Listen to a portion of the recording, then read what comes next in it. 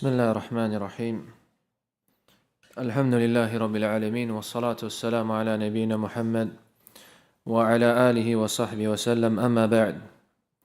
To continue in the study of Al-Ibanah Sughra of Imam Ibn Battah, he now mentions, rahimahullah, that the Messenger of Allah alayhi salatu wasalam, he says, that the first time deficiency entered upon Banu Israel was when a man would meet his brother and then say, "O you, fear Allah, and leave what you are doing, for it is verily not allowed for you." Then he would meet him the day after, but this would not prevent him from eating and drinking and sitting with him. So when they did as such, Allah turned their hearts against each other. Then he recited, لُعِنَ الَّذِينَ كَفَرُوا مِن بَنِي إِسْرَائِيلَ عَلَى لِسَانِ دَاوُودَ وَعِيسَى بْنِ مَرْيَمَ إِلَى قَوْلِهِ وَلَكِنَّ كَثِيرًا مِنْهُمْ فَاسِقُونَ. Then he recited the verse in Surah Ma'idah. The four verses are لُعِنَ الَّذِينَ كَفَرُوا مِن بَنِي إِسْرَائِيلَ عَلَى لِسَانِ دَاوُودَ وَعِيسَى بْنِ مَرْيَمَ ذَلِكَ بِمَا عَصَوا وَكَانُوا يَعْتَدُونَ. That the disbelievers amongst the children of Israel were condemned in the revelations of Dawood and Isa ibn Maryam. That was for their disobedience and violations. كَانُوا لَا يَتَنَاهَوْنَ مُنْكَرٍ فَعَلُوا لَبِئْسَ مَا كَانُوا يَفْعَلُونَ. They did not forbid one another from doing evil. Evil indeed was what they did. ترى كثيرا منهم يتولون الذين كفروا لبئس ما قدمت لهم أنفسهم ما سخط الله عليهم وفي العذاب هم خالدون. You see many of them taking the disbelievers as allies. Truly wicked are their misdeeds, which have earned them Allah's wrath, and they will be in everlasting torment. ولو كانوا يؤمنون بالله والنبي وما أنزل إليهم ما اتخذوهم أولياء ولكن كثيرا منهم فاسقون. Had they believed in Allah the Prophet and what was revealed to him, they would have never taken these pagans as allies, but most of them are rebellious. This narration, it comes in Sunnah Abi Dawood and Sunnah Tirmidhi and others than it, from the narration of Ibn Mas'ud radiallahu anhu. But the correct stance regarding this narration is that it is weak and is not authentic to the Prophet alayhi salatu wassalam. Imam Al-Albani clarified the weakness of this narration, and then when he was asked, can we use this narration in targhib wa tarhib, in where is encouragement and intimidation, he says not even there. Why? Because Imam Al-Albani's stance was that using weak hadith should be prevented in totality. You shouldn't use weak hadith and narrate them, whether that's in Fadail al-Amal, virtuous actions, or in any case, you shouldn't do it. Because his point was, as other scholars believe this as well, that if you were to mention alongside this narration that it is weak, then the reality is the meaning of it doesn't hold much weight no more. The reality of it, the meaning of it, doesn't hold as much weight as it would have been if it was from the same of the Prophet ﷺ. So the correct stance regarding this narration is that it is weak and is not authentic to the Prophet ﷺ.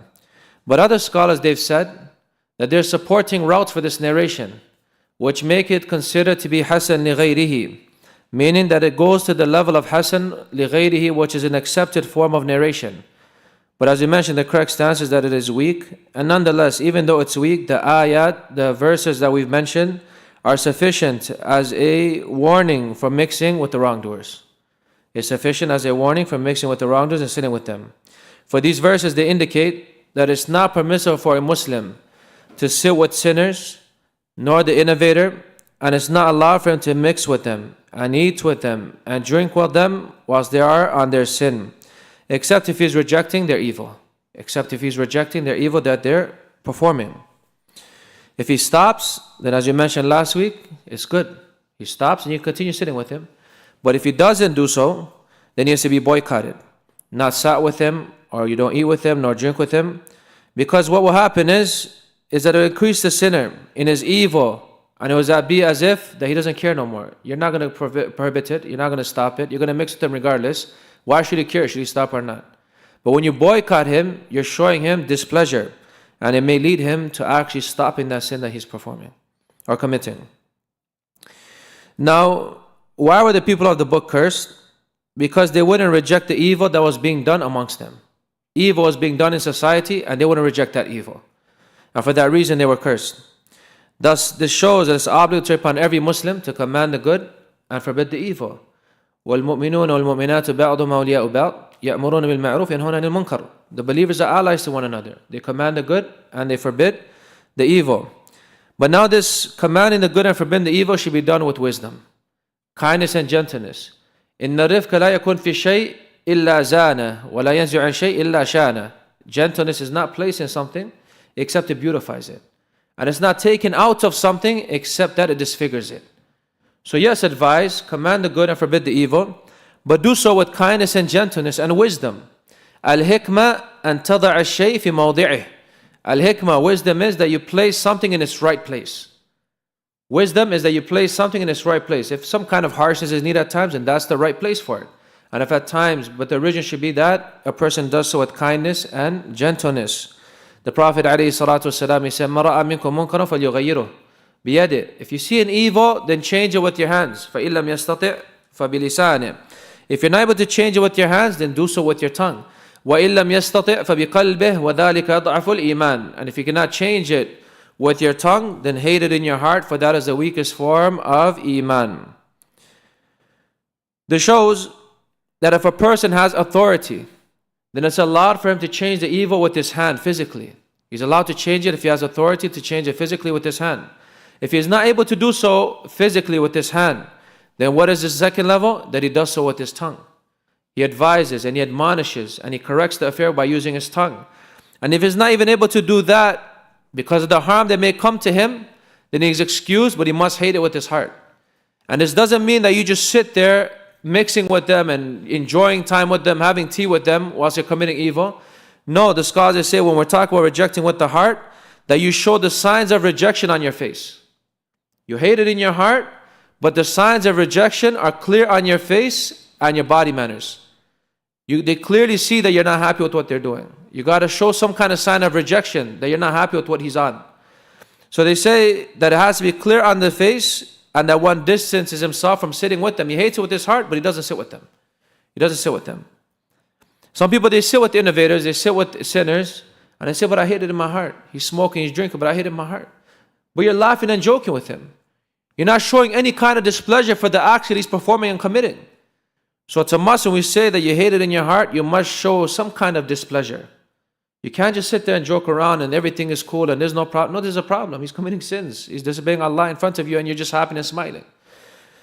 Shaykh al-Raji mentions that rejecting with the heart is with making apparent signs of dislike on your face, and that you do not sit in the sittings in which Allah is disobeyed in.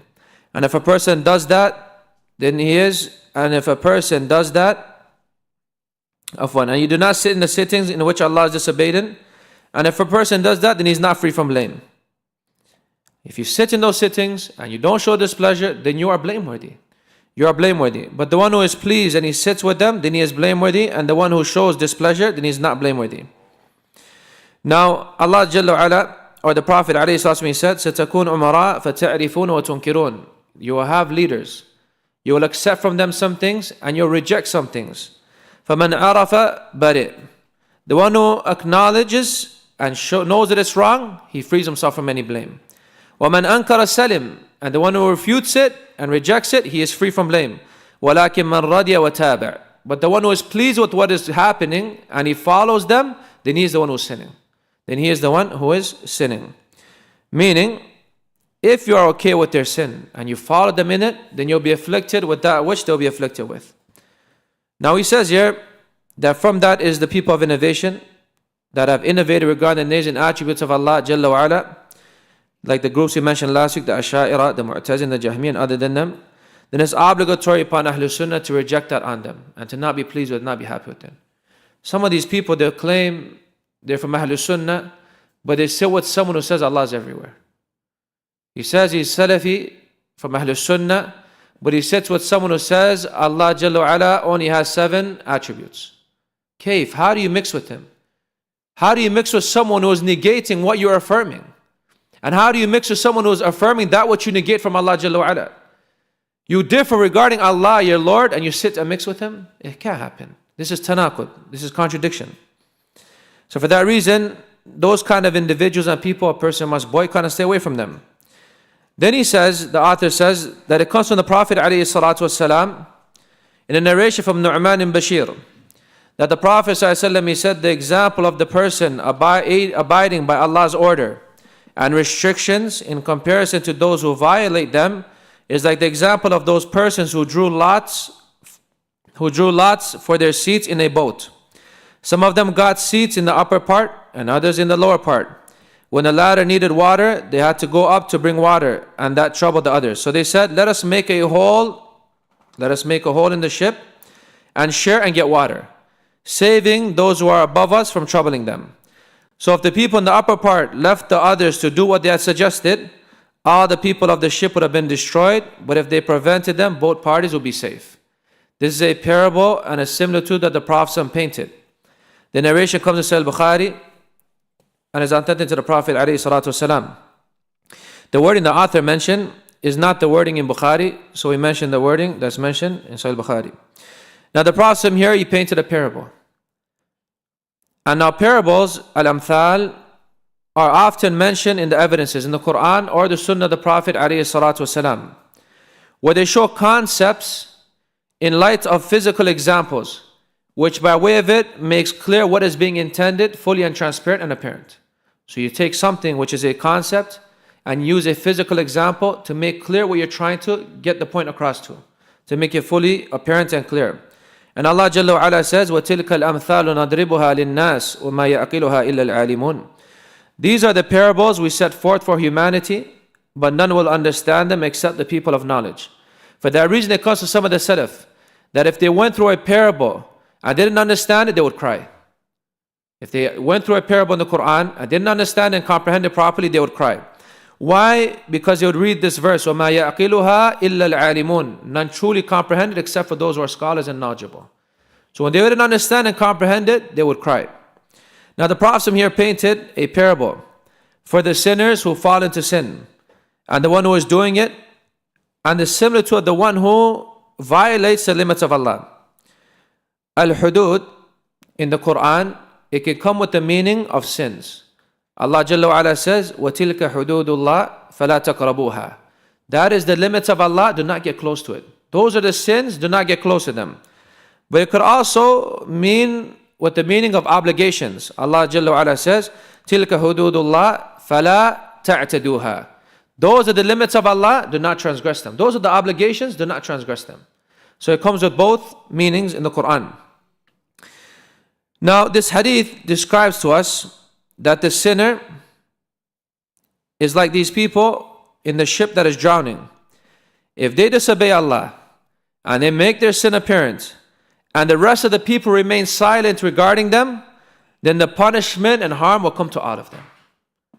So the similitude here that's being painted is of the ship and the upper level and the lower level, and if the lower level they put a hole in the ship, then all of them will fall. But if the upper level corrected them and didn't let them do it, then all of them will be saved.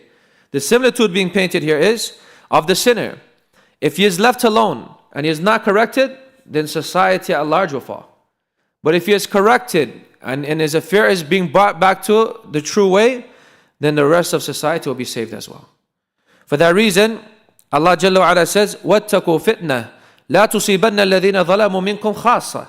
Fear a trial and a tribulation that doesn't only afflict those of you who are oppressive only. Now it comes in authentic narration from the Prophet ﷺ that if acts of disobedience are done amongst any people and they did not change them and they are able to change them, then Allah will soon punish all of them. If acts of disobedience occur amongst them and they don't change them but they're able to change those acts, then the harm and punishment of Allah will come to all of them. For that reason the Prophet ﷺ one day, he awoke at night frightened. He said, La ilaha illallah. He said, La ilaha illallah, waylun lil Arab min sharrin kad iktarab. Woe to the Arabs from evil that has gotten closer. And then at the end he said, Futiyat min radmi Ya'juj Ma'juj mithlu hadih. He said that from the wall of Ya'juj Ma'juj, something small has been opened up today. So his wife asked, An-nuhlik wa fina salihun? Are we going to become destroyed and we have righteous amongst us? He said, Na'am idha kathra fihim al-khabath. He said, yes, if the evil and indecent acts and the sins become widespread amongst them, even them will become destroyed. Everyone will become destroyed. Now, this is if the sins become widespread and the people don't change them or correct it and reject the people doing evil, then the harm will occur to the righteous and the disobedient altogether. For that reason, the scholars they mention that a person may ask, what about the righteous? Why are they being punished? How will they be destroyed with the evildoers? Then Aisha radiallahu anha asked the Prophet ﷺ this question as well. When the Prophet ﷺ, he said an army would invade the Kaaba. And when the invaders, they reach Al-Baydah min al-Ard, a certain part of the earth, all the ground will sink and swallow the whole army. So she said, "O Allah's Messenger, كيف يخسف بأولهم وآخرهم?" How can the first and the latter of them all sink in this hole? And amongst them are people that don't belong to them. I mean, there are no evildoers. There's also people amongst them not evildoers. The Prophet ﷺ, he said, يُخْسَفُ بِأَوَّلِهِمْ وَآخِرِهِمْ ثُمَّ يُبْعَثُونَ عَلَى نِيَاتِهِم. They will all be sunken and swallowed into this hole, and then they'll be resurrected on their intentions.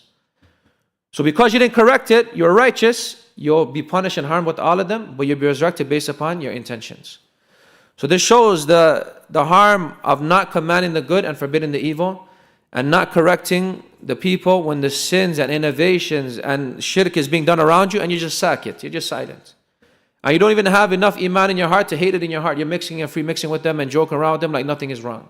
There's issues wrong. There's something wrong here. And you're mixing with them, there's something wrong here. So showing us here, this is what the author is trying to get to. That because of, these are some of the harms of mixing with these innovators and evildoers and sinners. Now the author, he mentions these evidence we mentioned as a warning from innovations, because it is obligatory to reject upon the people of innovation their innovations, and the people of sin their sins, and the people of shirk their shirk.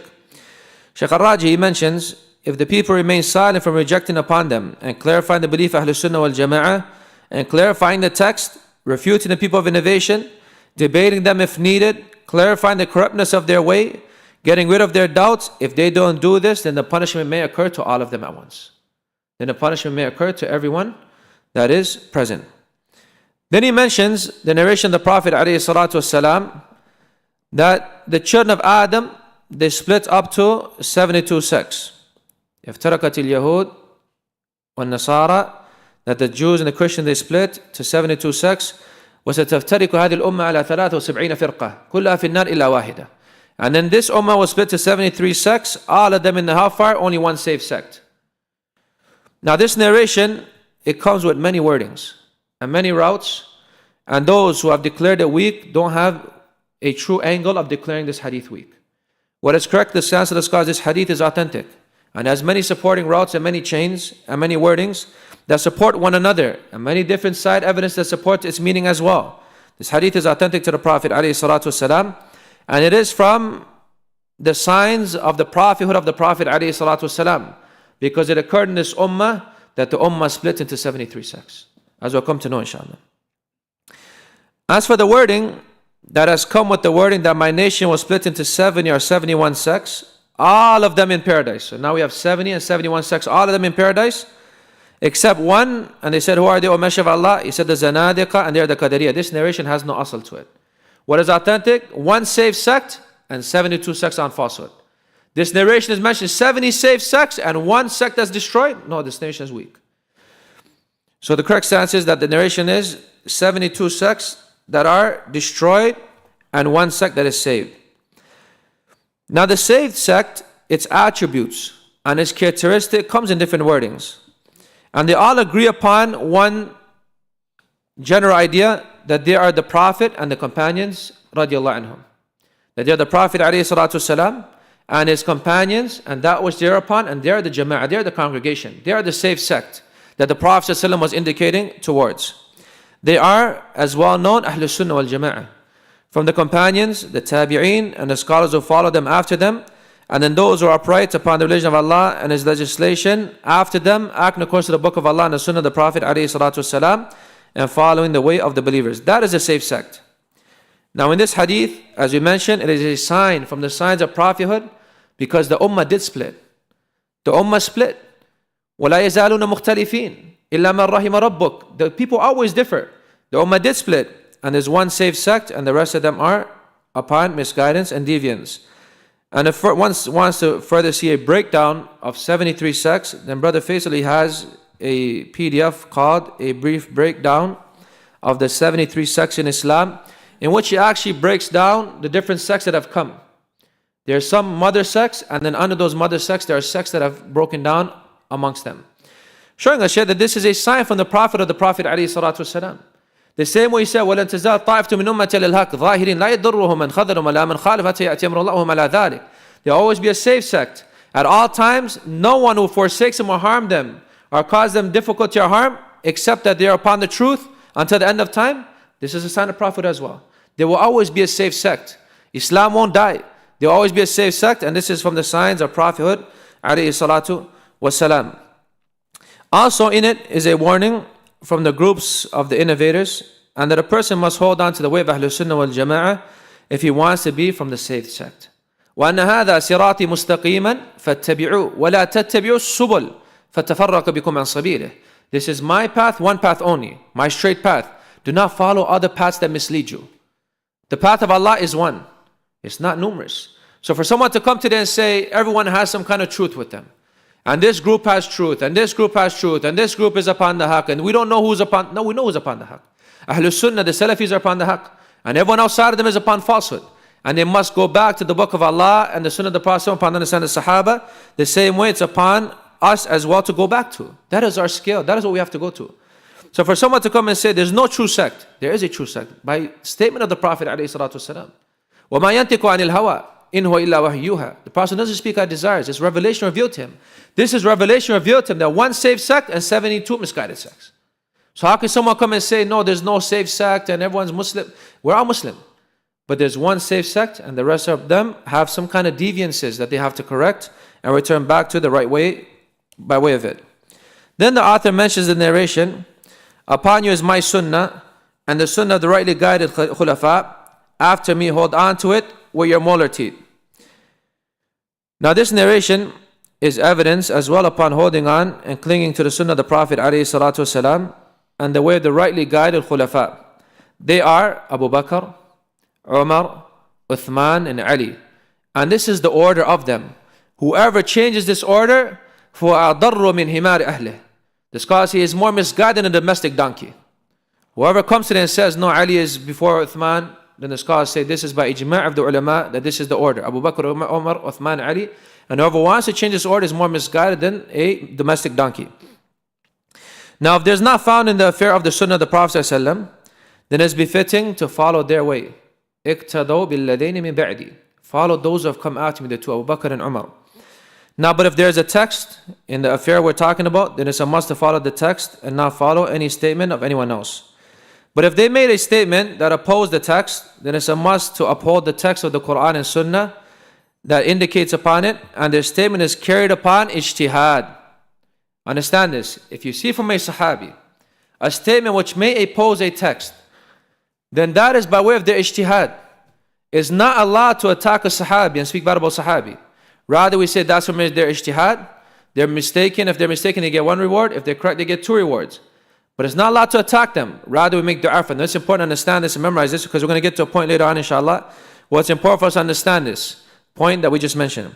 Now, Shaykh al-Raji, he gives an example that the khulafa after the Prophet ﷺ, Abu Bakr, Umar, and Uthman, they used to give verdict after the death of the Prophet ﷺ that when it came to Hajj, that they seemed to do ifrad, to single out Hajj only and not perform Hajj and Umrah during that trip to Hajj. And they said that their reasoning behind that was because they said that if we don't do ifrad and we do Hajj and Umrah together, then there will be times of the year when the house of Allah, there's no visitors to it. So they, by way of this, they said do ifrad now, and then they can come later on and do Umrah later on, so the house of Allah is always lively. But the Prophet ﷺ, he commanded the Sahaba to do tamattu'. Tamattu' is where you go and you perform Umrah, then you break your ihram, and then later on the 8th day, you're going to start Hajj, the rites of Hajj. Now the scholars, they said, some of the scholars said that based on the command of the Prophet ﷺ, at-tamattu' is obligatory, it's wajib, to do Hajj like this. And this was a report from Imam Ahmed. Ibn al-Qayyim also favored it. And in our time, Imam Al-Albani took this stance. But majority of the scholars say tamattu' is not obligatory, but rather it is better to do so, but it's not wajib. For Hajj, there is ifrad, there's qiran, and there is a tamattu'. Now Shaykh al-Islam, his view was, and we're going to get to the point of where I mentioned this, Shaykh al-Islam, his point was that he deemed it to be obligatory only upon the companions. That it was obligatory upon the companions to do Hajj tamattu'. Why? Because the people of Jahiliyyah, they had a belief that you did not perform Hajj and Umrah together. That you cannot perform Hajj and Umrah in one travel together. So to get rid of that belief, in the time of the Sahaba, Shaykh al-Islam Taymiyya said it was obligatory upon them to do tamattu', to get rid of that false belief that was present at that time. Now, the Prophet opposed the mushrikun based on that and commanded the companions to do their ihram, that of a tamattu'. And those who held this view was Ibn Abbas, Ali ibn Abi Talib, Abu Musa al-Ash'ari, and a group of the companions radiallahu anhum. Now we're going to get to the point. The reason I mentioned Ibn Abbas, because it came to Ibn Abbas radiallahu anhu, a man, and they said to him that you give verdict of a tamattu', to do Hajj tamattu'an. Meaning you perform Umrah first, then you break your ihram, and then you finish your rituals, then you go Hajj after. When they came to him, and they said to him, Abu Bakr and Umar, though, gave the verdict of ifrad. They do Hajj, ifrad. So what did Ibn Abbas say to him? You know what, you're right, Abu Bakr and Umar radiallahu anh did that, so we're going to follow their way. No, he said to them, أقول لكم قال رسول الله تقولون قالوا أبو بكر وعمر يوشك أن تنزل عليكم هجارة من السماء. He said, I say to you, the Prophet said, do Hajj tamattu' and commanded it. And you come and you reply, as Abu Bakr and Umar did this. He said, I fear as if rocks are going to come from the sky and fall on you. The scars they get from this. That meaning, how can you oppose the sunnah of the Prophet even with the statement of Abu Bakr and Umar? The Prophet commanded something and you come and say Abu Bakr and Umar did this or said this. Shaykh al-Raji says, if the one who opposes the sunnah with the statement of Abu Bakr and Umar, it is feared upon him that stones will come down from the sky, then how about the one who opposes the sunnah with the statement of someone else? With the statement of someone else. So the intent is that the way the Khulafa Rashidun is only taken if the affair doesn't have a clear sunnah mention. So here we have a clear sunnah and obligation of the Prophet to do Hajj tamattu'.